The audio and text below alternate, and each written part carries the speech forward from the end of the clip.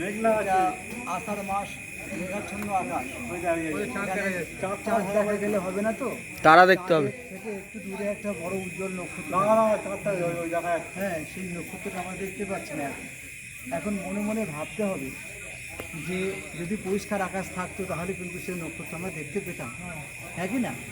এখন মেঘাচ্ছন্ন আকাশ ধরে দেখতে পাচ্ছি না, সুতরাং আমাদের মনে মনে ভেবে নিতে হবে যে আকাশে একটা সবথেকে উজ্জ্বল নক্ষত্র আমরা আমাদের মাথার উপরে দেখতে পাই।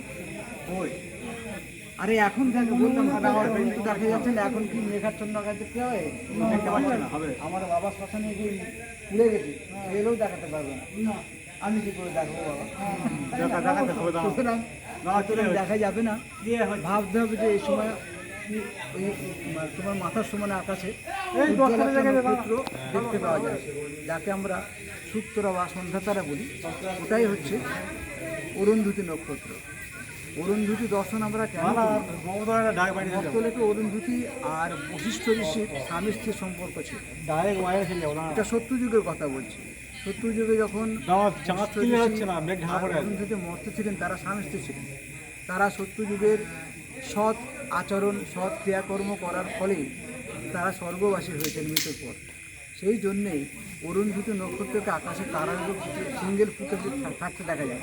আর বশিষ্ঠ ঋষি হচ্ছেন যে আমরা সপ্তর্ষি মণ্ডল দেখি, সপ্তর্ষি মণ্ডলের মধ্যে যেটা জিজ্ঞাসার চিহ্ন মধ্যে নয়, সাতটা ইয়ে থাকে না, নক্ষত্র থাকে না, তারা থাকে না, ওর মধ্যে সপ্তর্ষি মণ্ডলে একটা ঋষি হচ্ছে বশিষ্ঠ ঋষি। বশিষ্ঠের সঙ্গে এই অরুন্ধতী নক্ষত্রের স্বামী স্ত্রীর সম্পর্ক ছিল। ওরা দুজনেই দুটো জায়গায় আছে আকাশে, তারা দুটো উজ্জ্বল নক্ষত্র মানুষের কাছে ফুটে আছে আকাশে। পৃথিবীর মানুষ তাদেরকে উজ্জ্বল তারা দুটো দেখছে, এবং তাদের কাছে এই জন্যই প্রার্থনা আমরা করে থাকি বা তোমরা সেটা করো। এই অরুন্ধতী মা, হে বাবা আমাদেরকে আশীর্বাদ করুন, আমাদের এই নব দাম্পত্য জীবন এই মর্তলোকে যেন শুভময় হয়, এবং আপনাদের যেমন উজ্জ্বল রূপে তারা রূপে আকাশে ফুটে আছেন, আমরা যেমন তেমন মর্তলোকে যেন এরকম আমাদের সংসার উজ্জ্বল তারার মতো ফুটে থাকতে পারে। আমাদের আপনার আশীর্বাদ করুন, আমাদের স্বচ্ছন্দে সংসার ধর্ম করতে পারি, বসবাস ইনকলাব জিন্দাবাদ।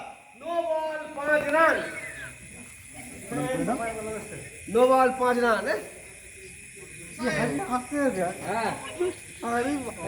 कैमरा कैमरा सब कैमरा। চলো দিদি ওইগুলো একটু গুছিয়ে নেবেন। যাবো একটু পরে।